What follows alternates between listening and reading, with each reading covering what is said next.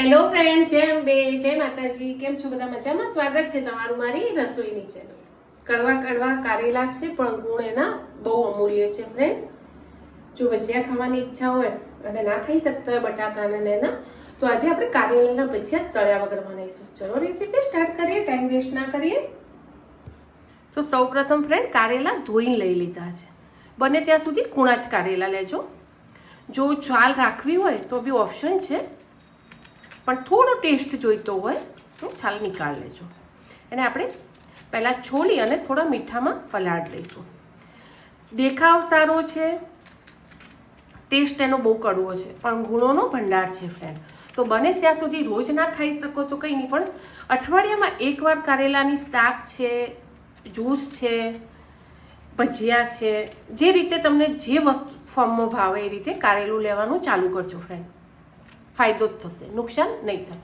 ઘણી બધી નુકસાનવાળી વસ્તુઓ તો આપણે ખાઈએ જ છીએ ફ્રેન્ડ. તો આટલો ચોક્કસથી ટ્રાય કરજો. ચલો હું એને છોલી અને મસ્ત મીઠામાં પલાળ લઈશ. ના છોલવું હોય તો બી કૂણું હોય તો વાંધો નહીં, પણ આ તો તમને જે રીતે અનુકૂળ લાગે એ રીતે બનાવજો. તો ચલો, મેં લીધા છે 4 કારેલા, એને છોલી અને મીઠામાં પલાળ દઈશ.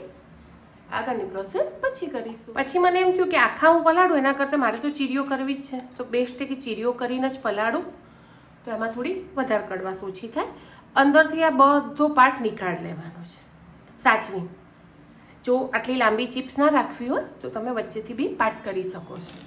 તો આના માટે તમારે ચમચી, કાંટો જે તમને ગમે એ લઈ અને મસ્ત ખાલી કરી દેવાનું છે. નખથી ના કરતા ફ્રેન્ડ, નખમાં પહેરી જાય ને એટલે પછી બહુ જ તકલીફ હાલે છે, દુખાવો બહુ થાય. ચલો ફ્રેન્ડ, કૂણા હોય ને તો થોડા ઘણા રાખવા હોય તો રાખી લેવાના, પણ પાકા હોય ને તો નીકાળી લેવાના. હવે આ રીતે કર્યા છે. હવે મીઠામાં એને 10 મિનિટ સુધી આપણે મૂકી દઈશું.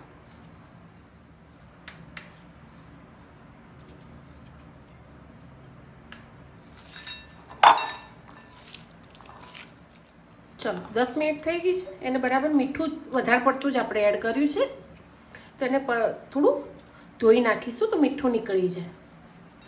તો ચલો એને ધોઈ લઈ લઈએ કારેલાને પહેલાં. તો પહેલાં એની ચિપ્સ કરીશું પતળી પતળી. જો તમારે તળીને કરવા હોય તો એ રીતની ચિપ્સ કરજો, અને જો ડીપ ફ્રાય ના કરવી હોય, સેલો ફ્રાય કરવી હોય તો એ રીતે પતળા પતળા સમારજો.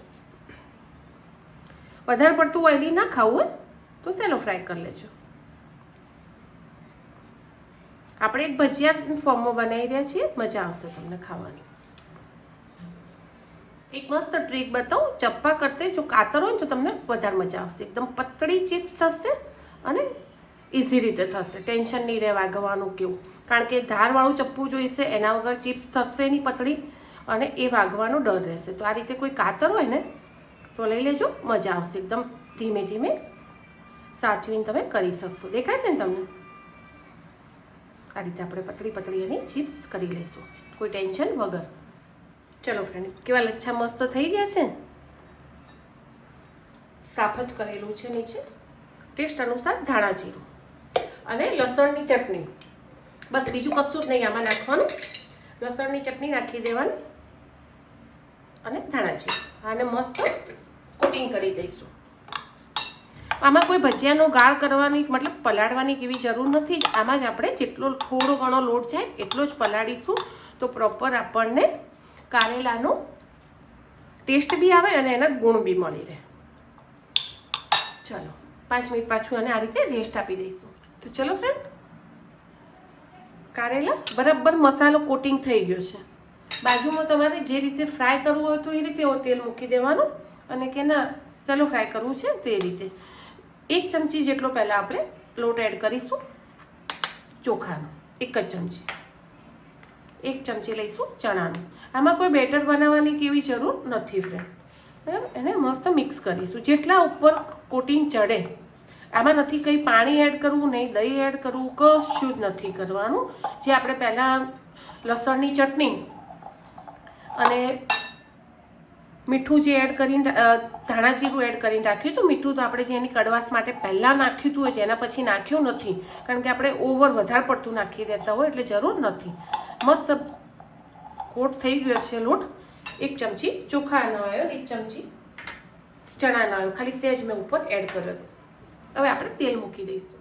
તેલ મેં લીધું છે મોટી 2 ચમચી ભરી હું સેલો ફ્રાય કરીશ, ડીપ ફ્રાય નહીં કરું. એકદમ ગરમ થવા દેવાનું, એટલે એ તેલ ભરાઈ ના જાય. ઓછું ગરમ હશે ને તો તેલ ભરાઈ જશે.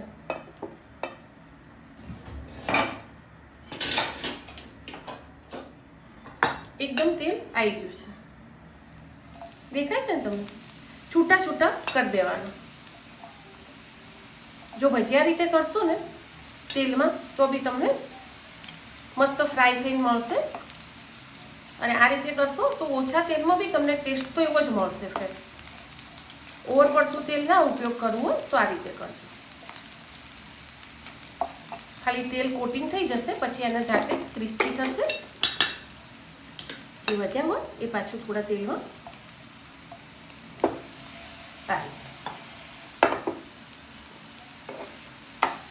અને તમે એકદમ ક્રન્ચી બી કરી શકો અને ભજીયા રીતે બી નીકાળી શકો, થોડા સોફ્ટ બી. એ તમારા ઉપર ડિપેન્ડ રહેશે કે તમારે કેવા ખાવા છે. દેખાય છે? થઈ ગયું છે મસ્ત. અમુક ઉપરથી કોટિંગ તમારે નીકળશે, પણ એ તમારે ચાટ કેવું બનાવવું છે ને તો બહુ જ મસ્ત ક્રન્ચી લાગશે. કોઈ મસાલા આપણે આમાં કર્યા નથી. અમુક ઉપર રહી ગયું છે મસ્ત કોટિંગ, અને અમુકમાંથી નીકળી ગયું છે. વાંધો નહીં. હવે તમારે એક બાઉલમાં લઈ અને આમાં ઝીણી ઝીણી ડુંગળી છે, લીંબુ છે, નીચોઈ લેવાનું. મસ્ત ક્રન્ચી કારેલાની ક્રિસ્પી ભજીયા આપો, જે બી તમારે નામ આપવું હોય આપી શકો છો. ચલો તો એને લઈ લઈએ. તેલ બહુ બળતું નથી, તો આ રીતે જ બનાવજો તમે. ફ્રાય કરવાની જરૂર નહીં પડે. છે ને પૂરી કારેલા આની ચાટ બનાવજો, મજા આવશે ખાવાની. તમારી ચોઈસ છે, તમારે જેના જોડે ખાવી હોય. આના ઉપર થોડું લાલ મરચું, મીઠું એડ કરજો ચાખ્યા પછી. ચલો બાય ફ્રેન્ડ. થોડું મરચું એડ કરીશ, સહેજ જ, સહેજ સિંધવ મીઠું એડ કરીશ અને થોડું લીંબુ એડ કરીશ. મજા આવી જાય ખાવાની ફ્રેન્ડ. ઝીણી સેવ કે એડ કરવું તો કરો, બાકી કુરકુરી છે, તમે એકલી બી ખાઈ શકો છો. મીઠું છે. તૈયાર છે આપણી કુરકુરી મસ્ત કારેલાની ચિપ્સ.